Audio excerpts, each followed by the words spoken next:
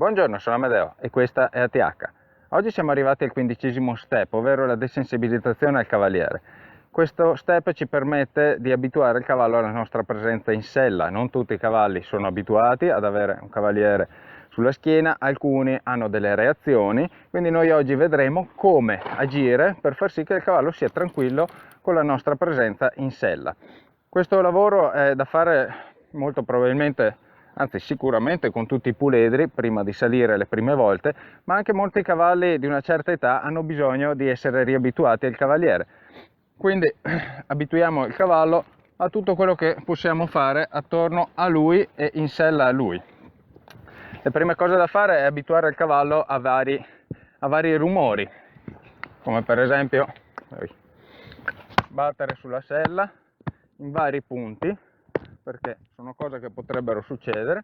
Nel caso in cui il cavallo avesse delle reazioni non dobbiamo fare altro che controllare il naso senza bloccare la fuga e continuare a creare il rumore che spaventa il cavallo. Lo facciamo chiaramente da una parte e dall'altra.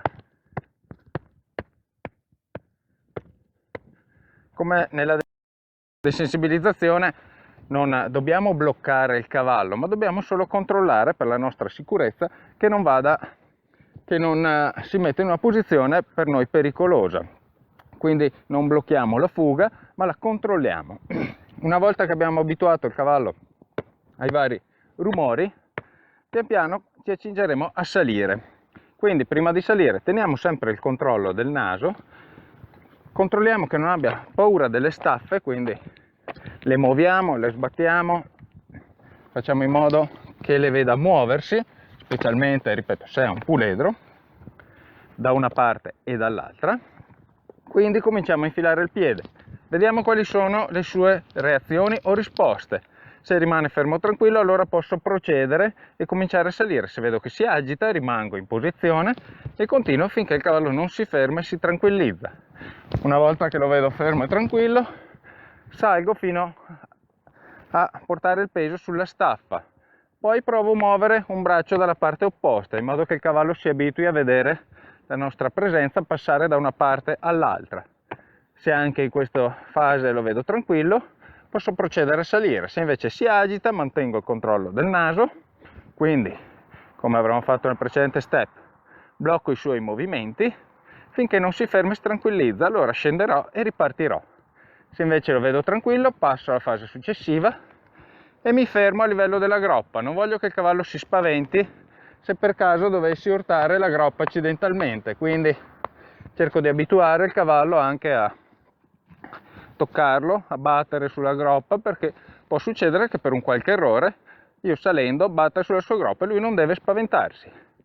Una volta che tutte queste fasi sono completate, mi siedo, controllo che anche spingendo sulle staffe di non avere reazioni, provo a battere sulle mie gambe, di nuovo sulla sella, e controllo di non avere reazione. In caso di reazione blocco il movimento del cavallo e ricomincio a creare lo stimolo che ha originato la reazione. Una volta che siamo saliti e il cavallo è tranquillo e accetta la nostra salita, accetta la nostra presenza in sella, scendiamo e ripetiamo la stessa cosa dal lato opposto. Insegniamo al cavallo a gestire il cavaliere in entrambi i lati, non solo da un lato.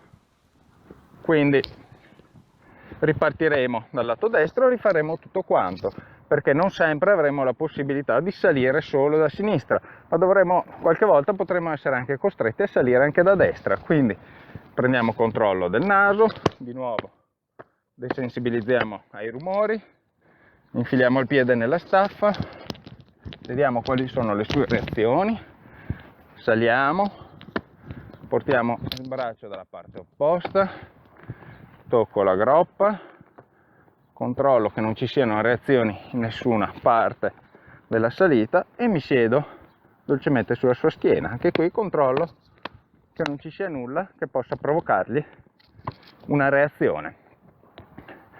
Una volta effettuato questo lavoro avremo finito la quinta fase, quindi avremo preso confidenza con il cavallo, saremo saliti su di lui e l'avremo fatto in sicurezza. con il cavallo che si fida di noi, non ha paura di nessun nostro movimento, e quindi dal prossimo step cominceremo a gestire i suoi movimenti, cominceremo a prendere controllo dei suoi movimenti dalla sella.